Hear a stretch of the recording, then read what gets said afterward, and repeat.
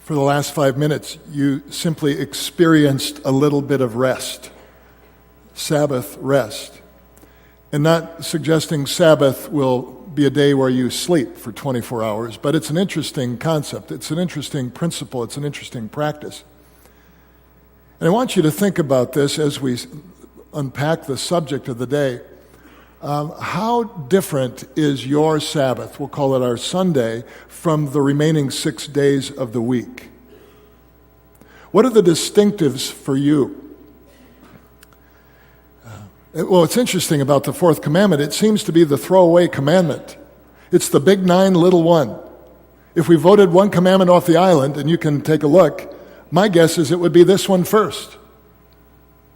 Because for some reason, we've either misplaced or misconstrued the intent of Sabbath. The reality is, if I were to hear Mike, I'll pick on Mike and I'll teach him not to sit in the front from now on. If we heard Mike commits a murder this week, most of us would be absolutely shocked at that. If we hear that Mike has been dipping into the offerings only every third week, but taken his portion from the till, we'd be irate. I won't go any farther with any of the commandments with Mike, but you get the point. But if for whatever reason, one of us, Mike included, were just to sleep in some Sunday, just to come home from vacation some Sunday, just to do whatever, with no intention of pursuing God in that 24-hour period, my guess is we'd say, no big deal. Don't you think? What is it about the fourth commandment that we've moved from the category of commandment to recommendation, to suggestion, to option, to whatever? I don't know when that happened, how it happened. But what we want to do is treat the fourth commandment fairly, don't we? Or do you want to just vote it off the island early? Because it will save you a lot of time in the next half hour. What I'd like to do this morning is have you follow along and read the fourth commandment. Jolynn is going to read it for us. And then there's another passage from Matthew's Gospel, Matthew 12, where in which Jesus does something with Sabbath observance that's really revolutionary. It's really radical, and I want you to look for it. It's in a statement. You'll see him, this is too much of a hint. He makes a statement that you're going to find fascinating. But first and foremost, let's read from Exodus 20. Jolynn, if you're ready, we are. What we do is stand here for the reading of God's Word because of its significance, its centrality to our faith and to the community of TFRC. This will be Exodus 20, 8 to 11, the fourth commandment, and Matthew 12, 1 to 13. Whenever you're ready, Jolene. Remember the Sabbath day by keeping it holy. 6 days you shall labor and do all your work, but the seventh day is a Sabbath to the Lord your God. On it you shall not work, neither you, nor your son or daughter, nor your manservant or maidservant, nor your animals, nor the alien within your gates. For in 6 days the Lord made the heavens and the earth, the sea, and all that is in them. But he rested on the seventh day. Therefore the Lord blessed the Sabbath day and made it holy.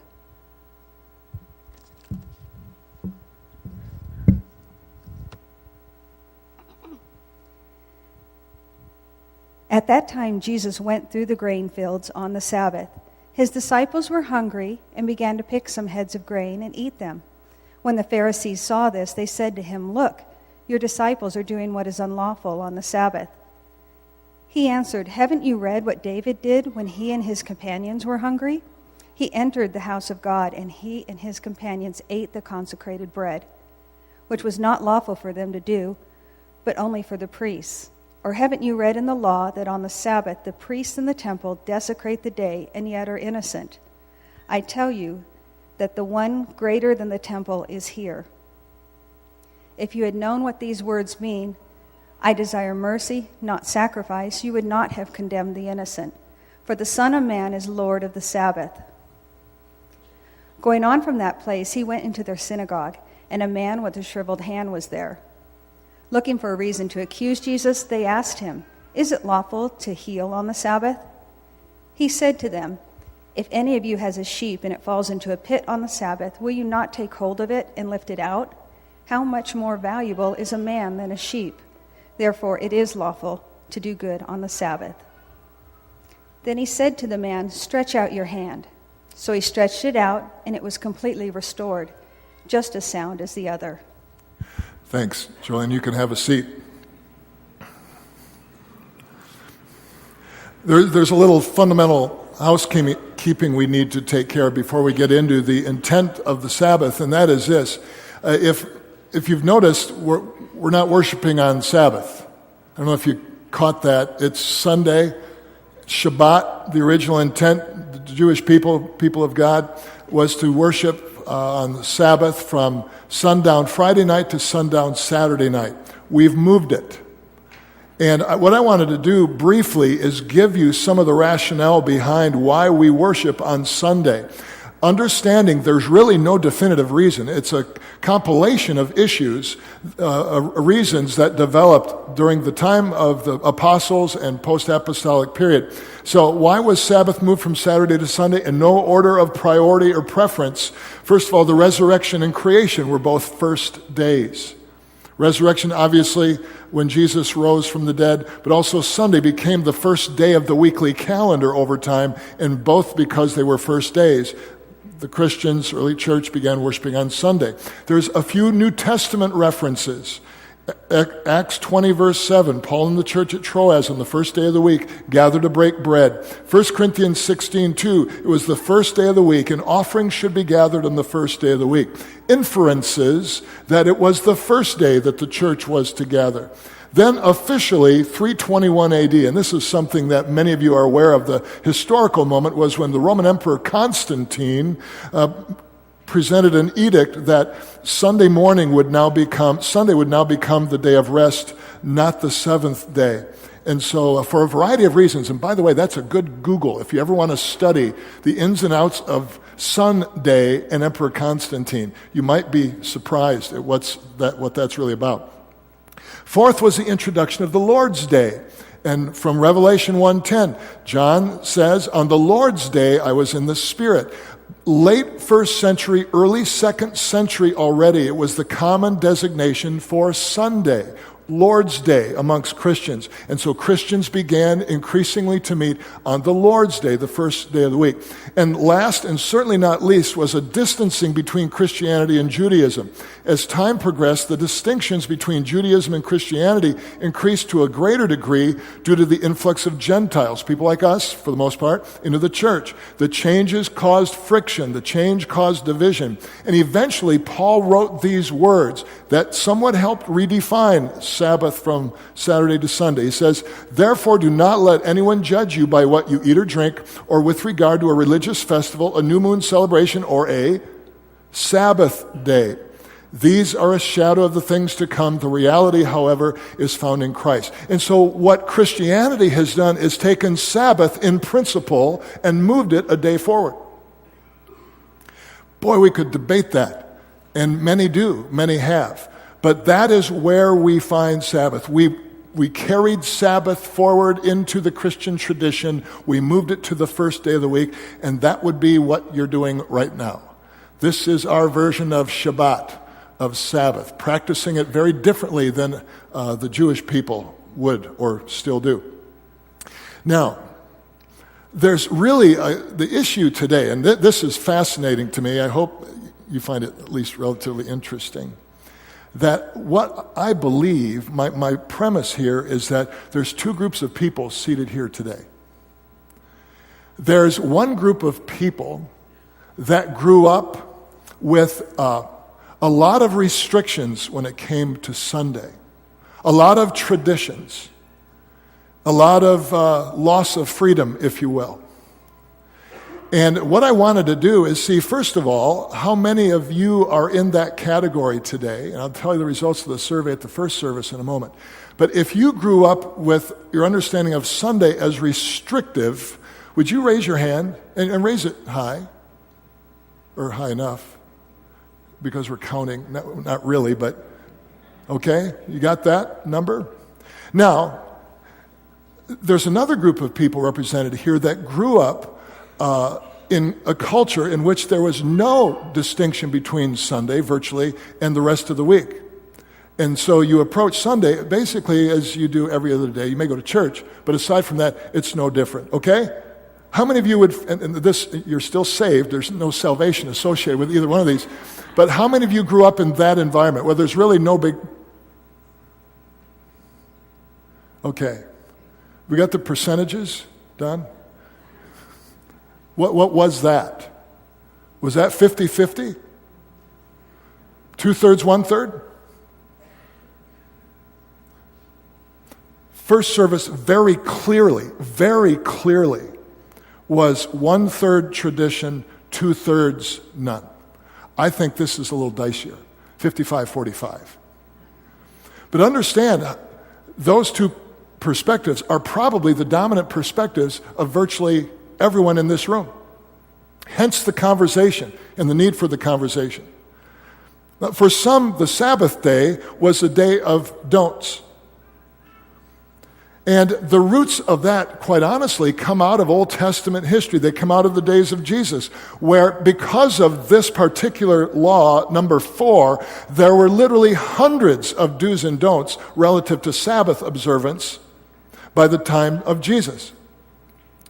And what had evolved by the time of Jesus was specifically 39 forms of work forbidden on Sabbath. They're written down, they're stated in the Talmud, which is the oral tradition, the rabbinic tradition that was written down shortly after the time of Jesus. And I'd like you to, I'm not going to read through these aloud, but take a look. These are the 39 forms of work specifically mentioned that you weren't allowed to do. In fact, the reality today is if we still fulfilled this type of treatment of the Sabbath, there's no one in this room that would be taking notes on the message, because it would be breaking Sabbath law. Based upon the law of Jesus' day, many folks grew up with this view of Sabbath as a day of restrictions, do's and don'ts, not much more. Now, there's also the perspective of Sabbath as the day of everything else. A pastor years ago said to me, you know what churches are competing with for Sunday morning in terms of church attendance? You know what they're competing with? And I said, no. And he said, everything else. I know the fact that you're here is very important because you could be doing something else of great significance right now. Don't think about it too much. But you could be. We all know that. In fact, I celebrate those of you that are here today taking Sabbath seriously. I think it's more significant than we'd ever imagine. There was a preschool Sunday school class being taught about the story of creation, and the teacher asked the kids what God did on the seventh day, and a three-year-old girl, cute little 3-year-old girl, raised her hand and said, I think he mowed the yard. Think about our kids. If you want to get real about it, what do our kids perceive Sabbath is based upon our behavior, our attitudes? Let me just share with you an article, a portion of an article from the New York Times that was written in June 2012, because to me it was fascinating. Again, listen to this. The essence of the author's analysis of what he calls the busy trap. And I quote, if you live in America in the 21st century, you've probably had to listen to a lot of people tell you how busy they are. It's become the default response when you ask anyone how they're doing. Busy. So busy. Crazy busy. It's pretty obviously a boast disguised as a complaint. And the stock response is a kind of congratulation. Well, someone says, that's a good problem to have, or beats the opposite. Busyness serves as a kind of hedge against emptiness. Obviously, your life cannot possibly be silly or trivial or meaningless if you're so busy, completely booked, or in demand every hour of the day. We're busy because of our own ambition or drive or anxiety, because we're addicted to busyness and dread what we might have to face in its absence. Now, maybe that describes us, maybe it doesn't. But understand, it's one of the great sappers of Sabbath fulfillment. And again, busyness is not the real issue here. It's just another symptom of the greater challenge. One of the main implications of collective busyness is that Sunday becomes recovery day. It's catch-up day. It's catching up on work, on laundry, homework, yard work, vacation work. If you've ever taken a trip home on Sunday and you're tired when you get home from vacation. The creation account never states that on the seventh day God mopped up. He cleaned up the mess from the scraps from the previous 6 days. He mowed the Garden of Eden. It doesn't say anything to that effect.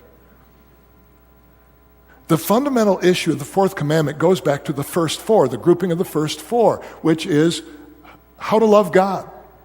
And hopefully you've been here for a few weeks, you've heard or been on a website and downloaded where we began with no other gods, no graven image. Chuck last week, talking about the name of God, the significance of intimacy with Him because of our relationship with the name, certainly our relationship with Christ.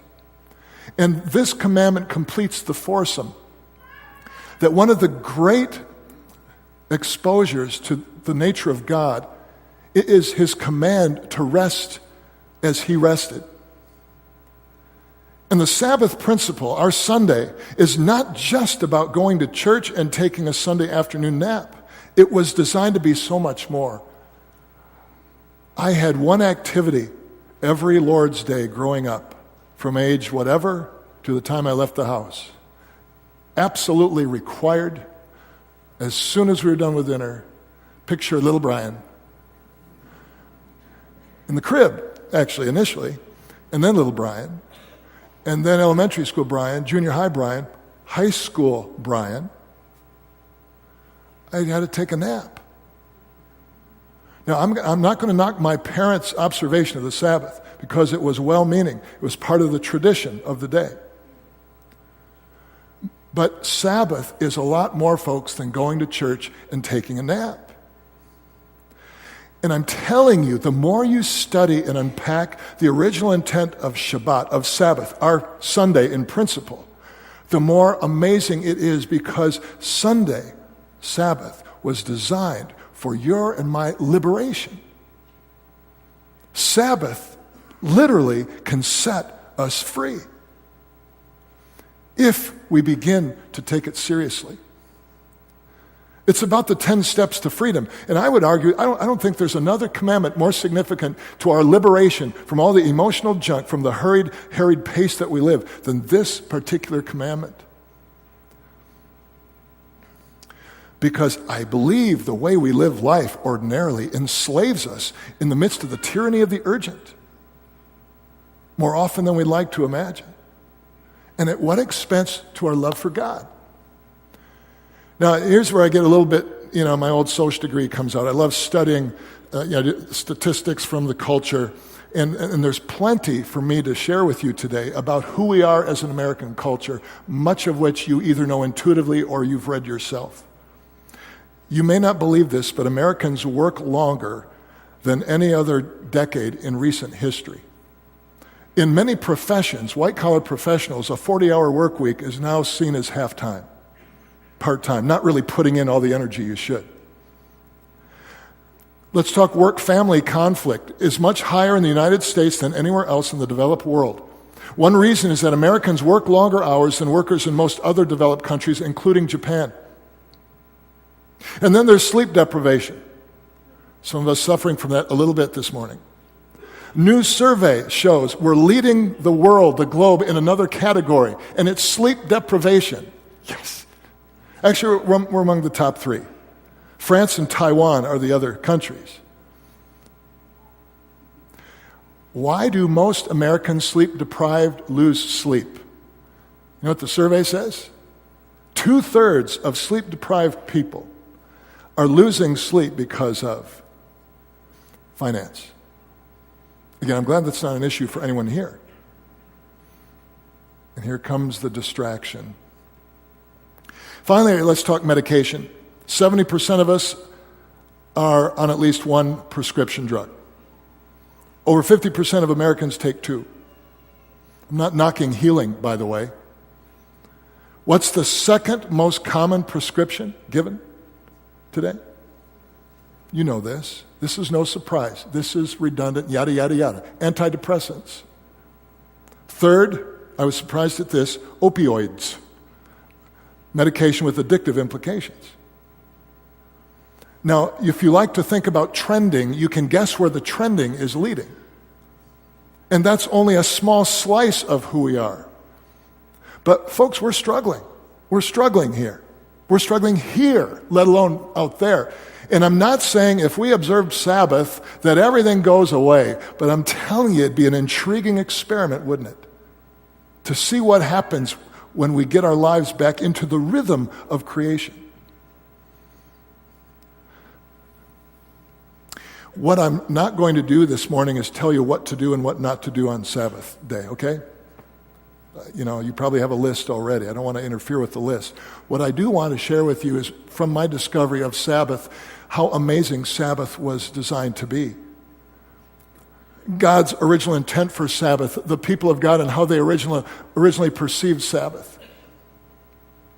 And I wanted to walk you through some of those original intentions, and see what might happen if we deconstruct and then reconstruct Sabbath. The first intent of Sabbath was that Sabbath was created as an opportunity to align ourselves with God, to imitate God. It's not that God needed to rest, but there was a purpose and intentionality behind his resting. It was God's first invitation to those who he created in his image to express devotion to him. God created man and woman on the sixth day, and he went to the seventh day. What does he ask man and woman to do? Chill. Rest. It's a holy day. Don't you find that fascinating?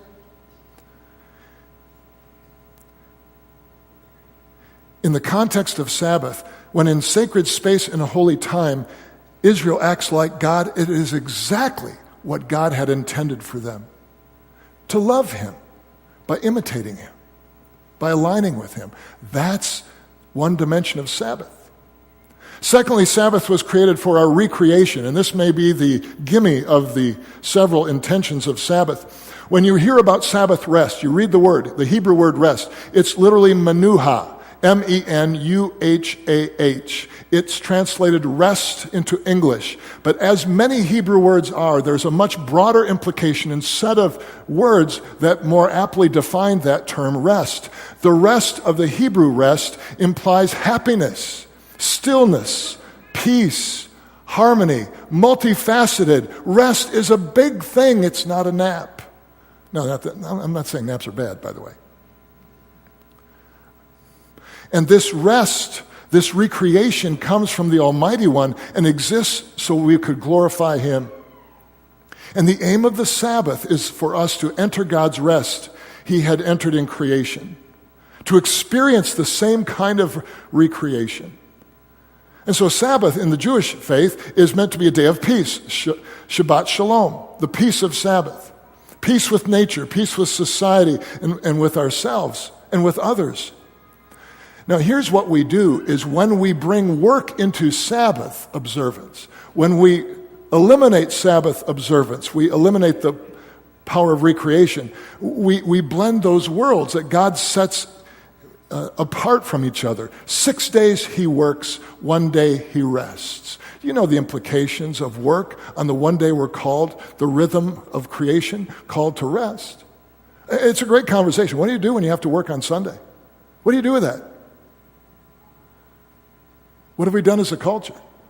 Hey, if I say the word Chick-fil-A to you this morning, do you think chicken? Yeah, hopefully you do.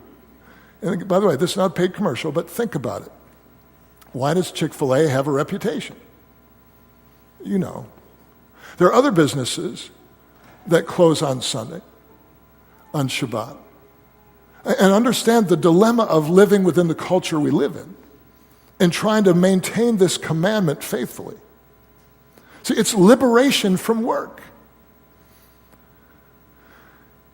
And meanwhile, all the while we're living out this life without the rhythm of creation, without God's rhythm of Sabbath, we tend to be getting more and more tired.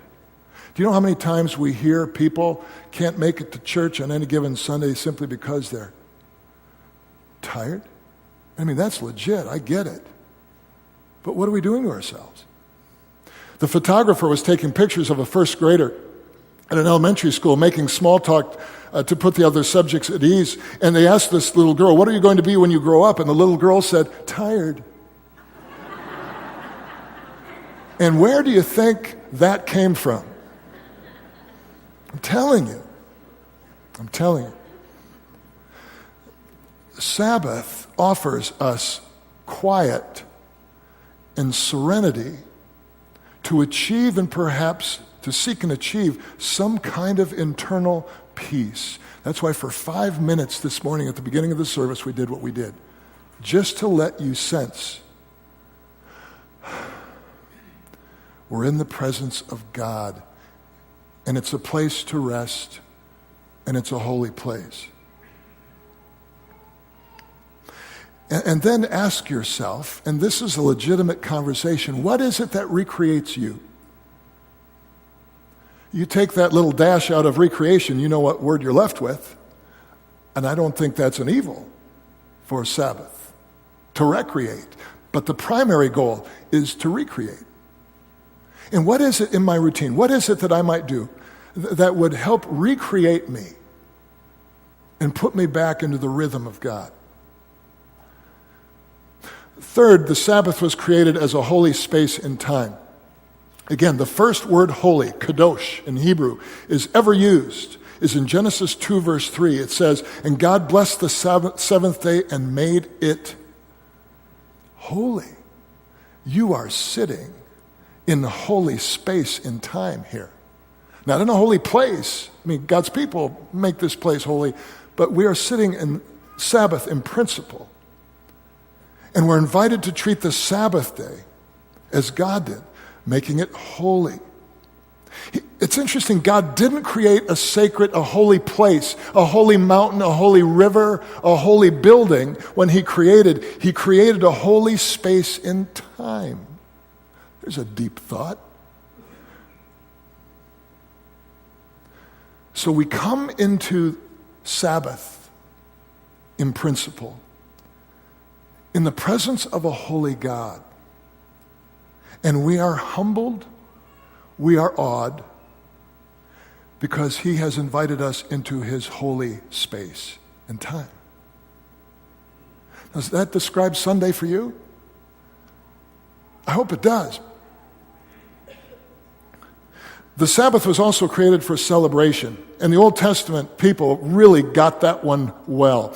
It teaches Sabbath was a celebration of creation, and so they were invited to celebrate it. Treat the Sabbath as a party, if you will, because God rested on the seventh day. Creation ceased. He blessed the seventh day, sanctified it. It was a day of freedom from everything that held them captive.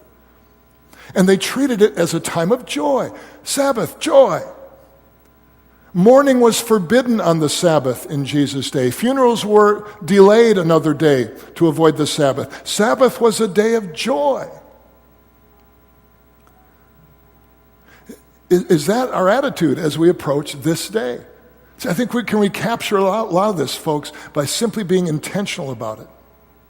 Now, long after Israel had received the Ten Commandments, they got in trouble because not only did they start blowing off the first commandment, the second commandment, and the third commandment, they started blowing off the fourth commandment, let alone the other six. And so all of a sudden, over time, they found themselves distanced from God. And the prophets called the people back relentlessly, redundantly, and with little effect. But one of the statements Isaiah makes in Isaiah 58:13, look at this, is this. He said, "Listen, if you keep your feet from breaking the Sabbath and from doing as you please on my holy day, if you call the Sabbath a delight and the Lord's holy day honorable, if you honor it by not going your own way, not doing as you please or speaking idle words, get this, then you will find your joy in the Lord. And I will cause you to ride in the heights of the land and to feast in the inheritance of your father Jacob. The mouth of the Lord has spoken." See, the intent was that every day of the week was meant to be a pilgrimage to this day. There would be a heightened set of expectations to reach this day. If you work Monday through Friday, you knew that just beyond Saturday lies Sunday. A time of recreation, a time of celebration, a holy space in time. And the Sabbath was also created for worship. Understanding that God is still creating and recreating within us through the presence of the Holy Spirit, through the reality of Jesus, Sabbath was created for worship. The Sabbath law was not merely resting, but of rest for worship. Now I'm not going to go all, preacher on you and tell you what you should be doing here, but honestly, we meet here every Sunday morning, just so you know. And it's significant before God that on His day, His holy day, not only do we rest, but we worship. And who better to worship with than brothers and sisters in the Lord? Sabbath is the high festival day. There would be other feasts and festivals, but this is the high feast of all feasts, Sabbath.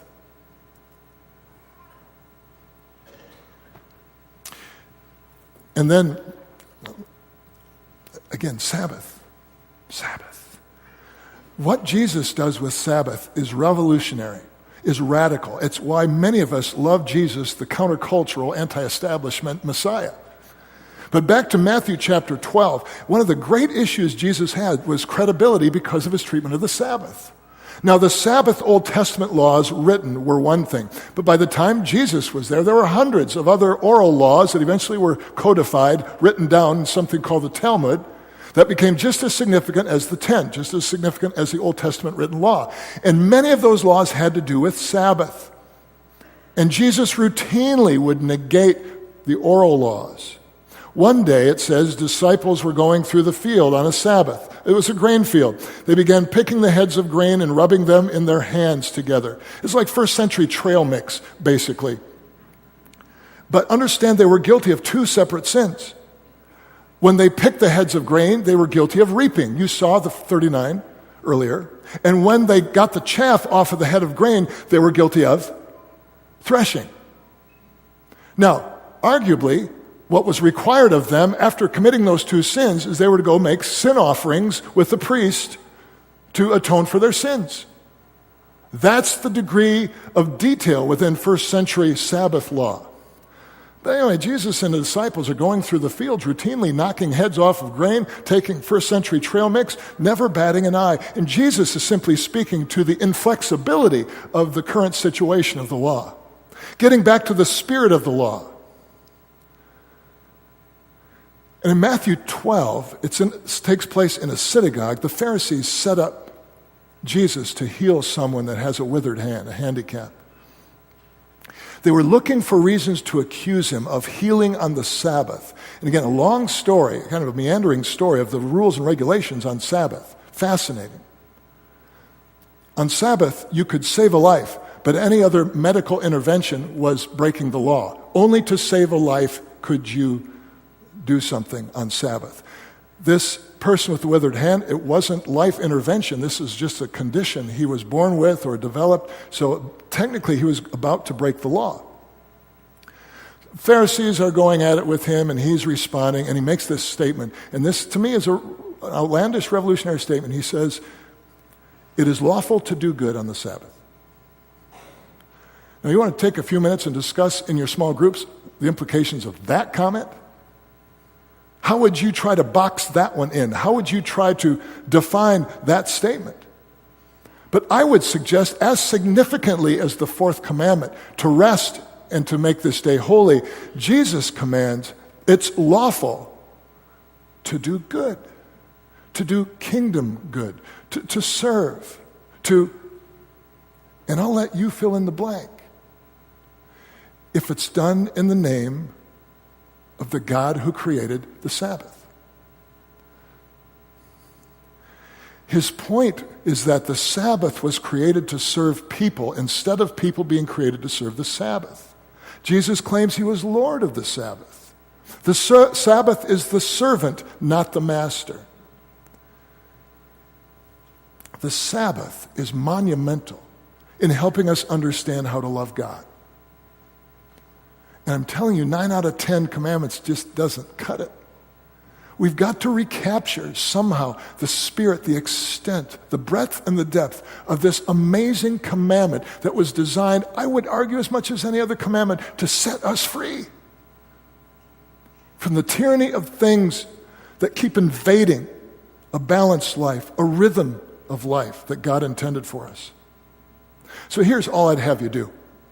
I'm not going to say what you can and you can't do today. That's going to be between you and God. But what I would ask you to do is rethink your approach to Sabbath, Sunday. Double back and ask yourself, even as you look at the rest of today, am I honoring God? Am I expressing my love for God? Am I worshiping? Am I recreating? Am I creating something special in this holiness in space and time? Am I doing what God intended me to do? Am I being what God intended me to be? On the one day of the week that he holds higher than any other festival he ever inaugurated. I think, my friends, it's a fascinating conversation. And I'm not sure you can flip a switch. It may mean a career move, quite frankly, for some of us. But let's begin to chip away at the sanctity, at the holiness of Sabbath, and rediscover or discover for the first time, this is an amazingly special and holy day. Talk about it with your kids. What message are we communicating with our kids about the sanctity and the holiness of Sabbath?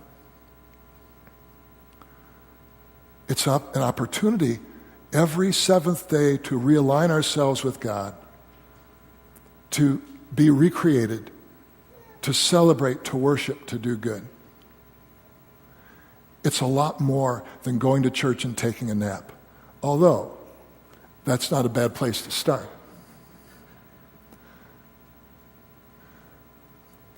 Would you join me in exploring what it means to observe the fourth of the 10 commandments? Remember the Sabbath day, keep it holy, push work aside,